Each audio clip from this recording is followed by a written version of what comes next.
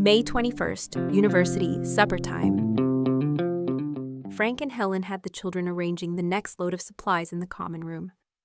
Carl and Frank reported that they had seen to the main freezers at the big box store and had piled all the meat and frozen foods into one freezer. Carl was confident that the solar backup system would sustain the unit until they could get the campus units fully functional, and then they could transport all the food to this location. Meanwhile, Carl and Frank were again discussing how to get some of the solar cars working, so they would have more options for transportation instead of being solely dependent on the old bus. Fuel for the old diesel engine was limited, and eventually they would run out of diesel. With the solar cars, though, they could recharge the batteries from the charging stations. The problem was how to disconnect the auto commands from the internet to gain manual control of the machines. Just then, Tim strolled into the dorm with a large smile and announced, "Supper is being served, and would everyone please proceed to the campus food court?" The group walked back to the student union, where Nancy and Helen had the children lined up to be served supper. Helen turned to the two new adults. "You two just relax and watch as Nancy, myself, and the children demonstrate our routine on how to serve a meal, colony style." Nancy quickly turned to look at Helen. "Colony?" she questioned. Helen smiled. "The children have decided to call the campus the colony." This was the first time Nancy had heard the term used for the campus. The fact that one or some of the children were naming or claiming the campus could mean several things. The main takeaway was that at least some of the children had claimed the campus as their space and that they were here for good. Nancy turned her attention back to the boys. Jeff, Larry, and Tim had prepared an amazing supper. The menu tonight was spaghetti with meat sauce, chicken fettuccine, fresh salad, brownies, and again, real milk. Everyone was amazed and complimented the boys profusely. "How did you boys do all this?" Nancy asked with unfeigned amazement. "Oh, it's really easy. You just make 2 different sauces, the meat sauce and the chicken Alfredo, and a big batch of spaghetti or whatever macaroni you have," Larry stated. "My dad would set up the buffets for parties this way." Larry's voice faded away as he finished, his eyes shining, near tears. Nancy stepped over and hugged the boy. "Your father would be so very proud of you, Larry. You've done a great job, and this is the best chicken fettuccine Alfredo I've ever had." Larry gave Nancy a weak smile, his eyes still wet. "It was my grandmother's recipe. She taught me how to make it last summer, just before she died," he whispered. Nancy tried to change the subject. Everything about this meal seemed to bring sad memories of loss to the boy. "Did you make the brownies from scratch?" Larry smiled. "No, Jeff found a bunch of box mixes in the back, so we had the fresh eggs and other ingredients, and he just made enough for everyone to have a brownie." "These are from a mix," Nancy exclaimed. "These taste richer than any box mix I ever made." "Well, we had a lot of whole milk, so instead of water, I used that milk with the cream on top. So yeah, I guess the creamy milk makes them richer." Jeff smiled proudly. Nancy smiled at the boys, thinking, "This 14-year-old can cook better than I can." She walked around speaking to the children, probing for a measure of how they were holding up emotionally. She was also listening for ideas and information on how to make life better for them under these new circumstances. Nancy paused and looked down the hallway as 3 girls came hurrying toward her. Rachel, Kaylin, and Jaylene all started talking at once about some store they had found. The entire lower level of the student union had been devoted to the needs of students on campus.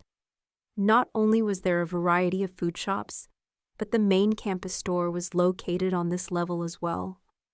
The girls chattered excitedly to Nancy about how they could run the store and supply the group with supplies. There was an entire clothing section, and they could organize the clothes and charge money for supplies. Smiling, Nancy had to almost shout, "Stop!" She finally got the girls to slow down. "All right, take a deep breath. First, how will the rest of the children get money?" "Well, they can earn money by doing their chores," Rachel said. Nancy held her hands up in surrender, drawn in by the girls' exuberance. "Okay, we'll talk about it. First, show me this store." They practically dragged Nancy deeper into the student union to the school store. all the while chattering nonstop about the possibilities the store represented to the group of survivors. Nancy, finally able to squeeze a word in, informed the girls, "You have a great idea. Tomorrow we can start by bringing all the extra clothing down and arranging the supplies we have here.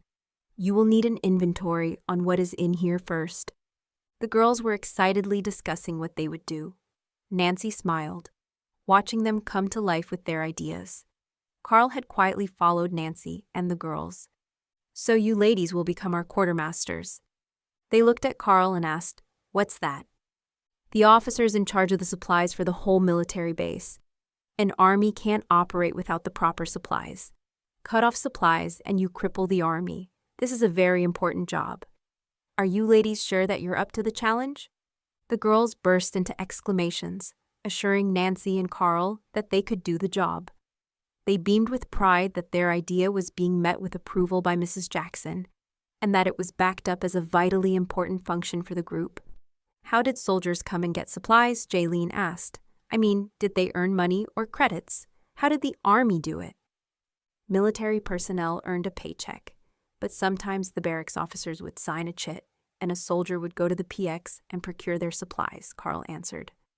The girls looked confused, and then all three blurted nonstop questions. "What's a PX? What's a chit? Is a chit $1 or what?"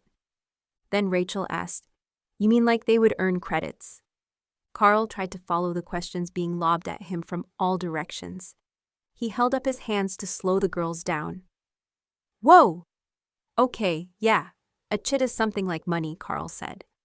Sometimes a soldier needed certain supplies that were necessary for them to do their job, and sometimes the soldier just wanted something, and they had earned the privilege to receive what they needed or wanted. So, if a student earned credits by doing their chores, they could get permission to come to get something they wanted, Jaylene asked. "That's right. The sergeant would still have to sign off the request before the chit could be used, but that's the general way things worked."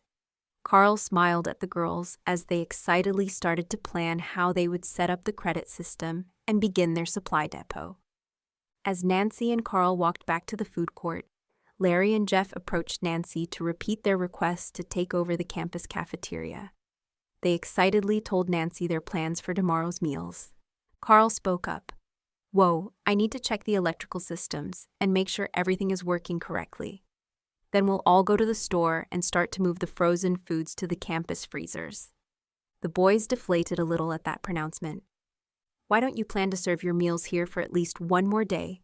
And once we make sure that the systems are working, you can start to plan your grand opening," Carl finished. "Grand opening," Larry repeated to Jeff. Their eyes opened wide, and they walked away rapidly, planning what they would do.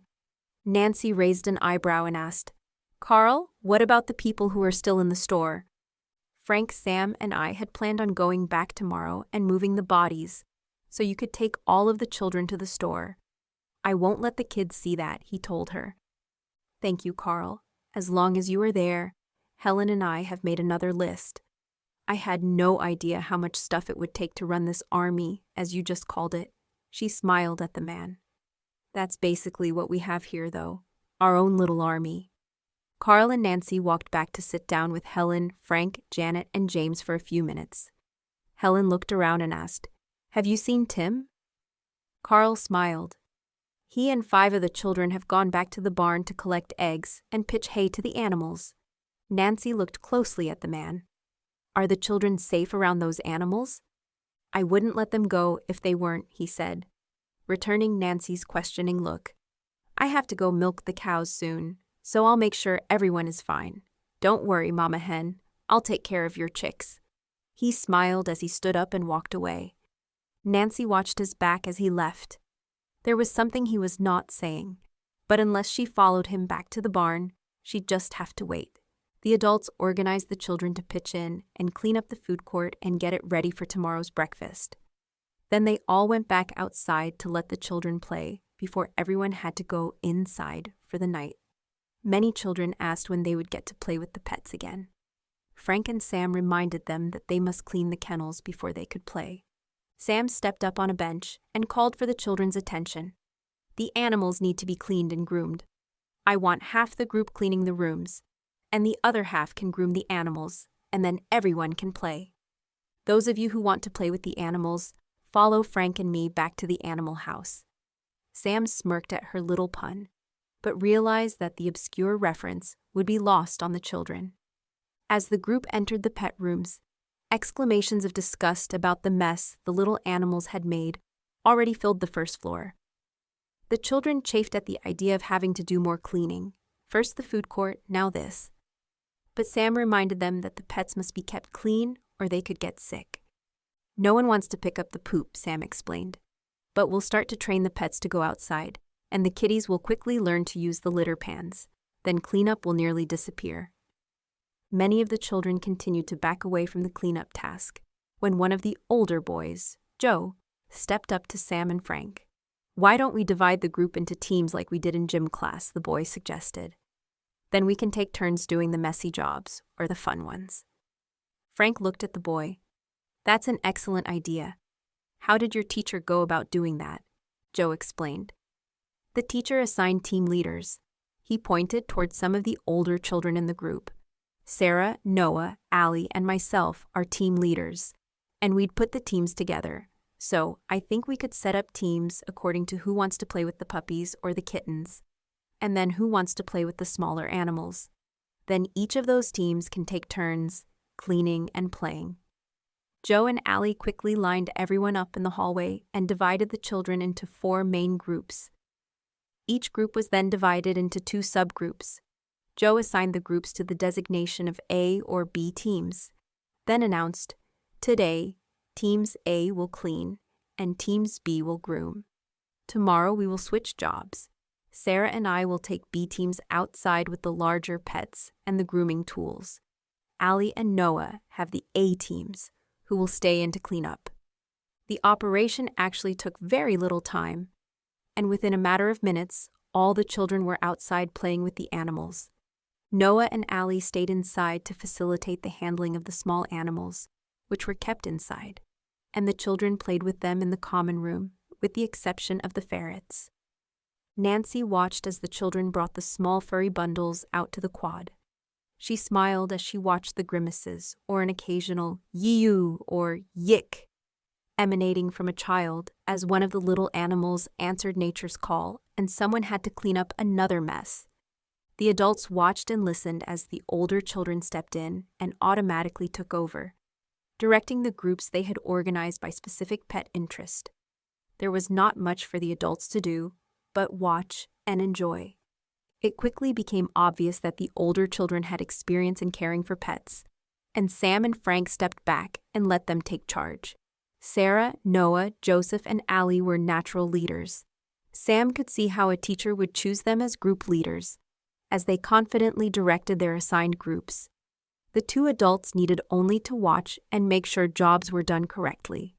Sam and Frank relaxed as the young of different species played together and tired each other out. There were very few disagreements about who got which pet next. And after about an hour, the pets and children were obviously tired, and most needed to take a rest.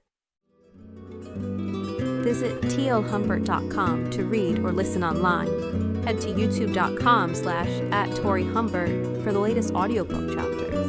And for those who can't wait for the full story to drop online, grab your paperback or ebook copy of Brain Freeze today on Amazon.